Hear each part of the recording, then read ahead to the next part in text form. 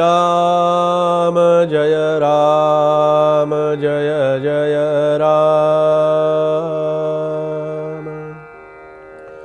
श्री राम जय जय राम।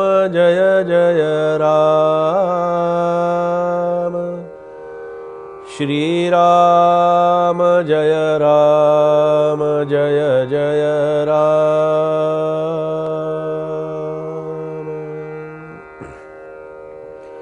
श्री राम समर्थ श्री राम। शास्त्रे पुराणे वेदश्रुती अखंड दयेते स्तवन करीती। नाना रूपे जयसी स्तविते प्राणी मात्र श्रीराम।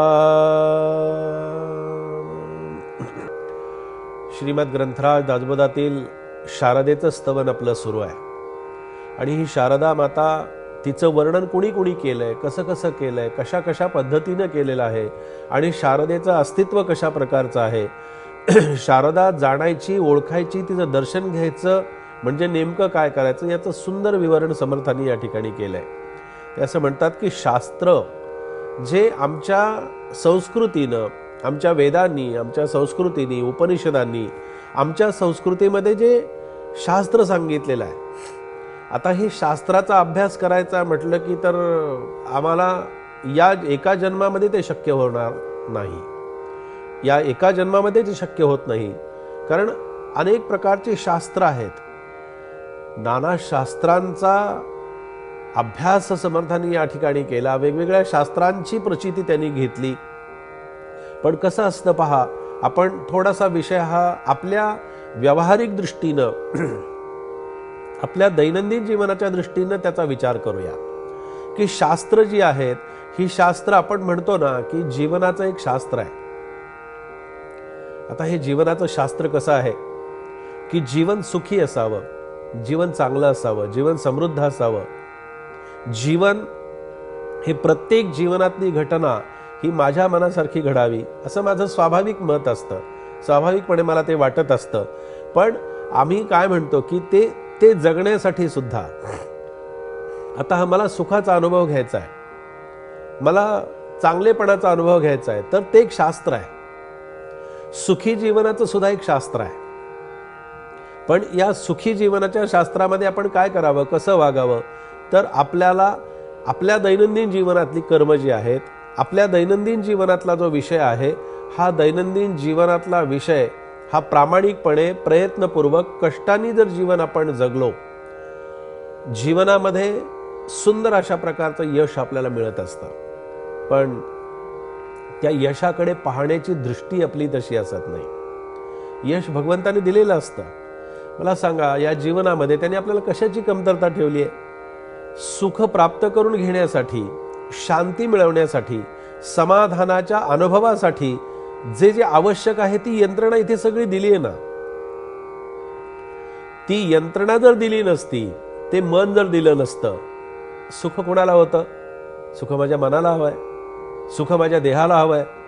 मग मनाला सुख मिळण्यासाठी उपाय दिलेले आहेत, त्याच्यासाठी मार्ग दिलेले आहेत, त्या मार्गाने जाण्याचा प्रयत्न कर, सत्यानं सचोटीनं वागण्याचा प्रयत्न कर, प्रामाणिकपणे तुला तुझ्यासाठी जी कर्म भगवंतांनी निश्चित केलेली आहेत, मग ती व्यावहारिक कर्म असतील, ती व्यावहारिक कर्म तू नीटपणे व्यवस्थित करत राहा। कष्टे विण फळ नाही, कष्टे विण राज्य नाही, केल्या विण होत नाही साध्यजनी, केल्याने होत आहे रे, आधी केलेची पाहिजे, यत्न तो देव जाणावा, अंतरी धरिता बरे।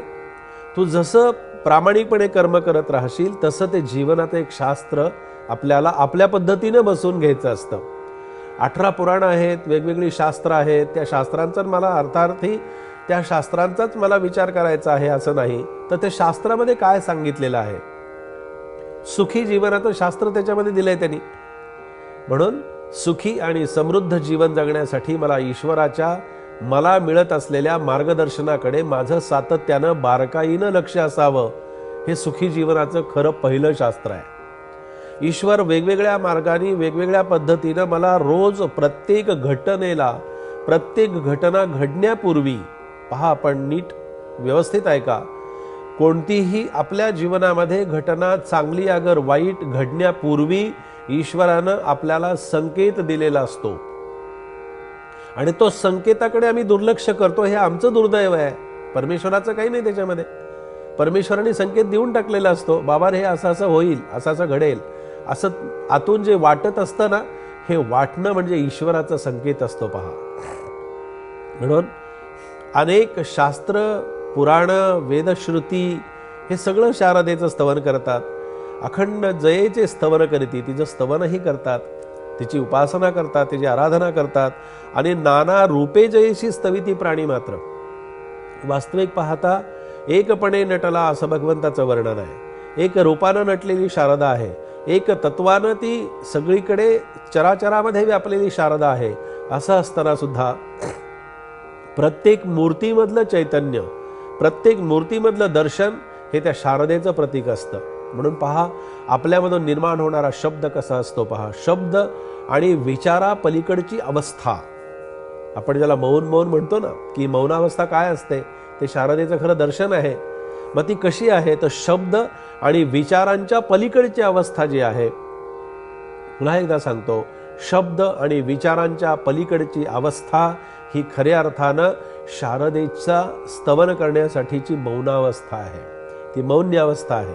कारण शब्द आणि विचार हे बोलण्यातूनच प्रगट होतात असं नाही, तर शब्द खऱ्या अर्थानं प्रगट होतात. विचार जो प्रगट होतो तो आपल्या मौनातून प्रगट होतो. मौन ही सर्वात मोठी शक्ती आहे. मौन हे सर्वात मोठं सामर्थ्य आहे. पहा, एखाद्या कार्यामध्ये आपण जर आपलं मत प्रगट केलं तर त्या मताला फारशी किंमत असत नाही, पण मत प्रगट केलं नाही तर मग मात्र आपल्याबद्दल किंवा त्या व्यक्तीबद्दल नाना प्रकारच्या विचारांनी त्याच्याकडे पाहिलं जाते की नाही. व्यवहारामध्ये आपण पाहतो, एखादी सभा चाललेली आहे, बोलणं चाललेलं आहे, भाषणं चाललेली आहेत आणि एखादा नेता, एखादा पुढारी कुठेतरी शांतपणे बसलेला आहे. त्याच्या मनात काय चाललेलं आहे, त्यांनी काय ठरवलेलं आहे, त्यांनी काय केलेलं आहे. एक साधं व्यवहारातलं उदाहरण आपल्याला सांगितलं. मनामध्ये काय आहे हे मौनावस्थेनं आपल्याला कळलं पाहिजे. शब्द आणि विचार हे त्या मौनातूनच प्रगट होतात आणि मौनामध्येच पुन्हा विलीन होतं आणि ते खरं शारदेचं दर्शन असतं. ती खरी शारदेची अवस्था असते आणि त्या शारदेच्या अवस्थेचं वर्णन समर्थांनी या ठिकाणी केलं. ती शारदा आम्हाला सर्वार्थानं आणि सर्वांगानं परिपूर्ण अशा प्रकारची अवस्था आमच्यामध्ये निर्माण व्हावी, याच्यासाठी ही शारदेची कृपा आणि शारदेचं दर्शन हे आमच्या जीवनामध्ये अत्यावश्यक आहे. आणि ते घेण्यासाठी, ते करण्यासाठी, त्या चिंतनासाठी समर्थांनी या शारदा मातेच्या चिंतनाचा विषय आपल्या समोर इथे ठेवलेला आहे. जय जय रघुवीर समर्थ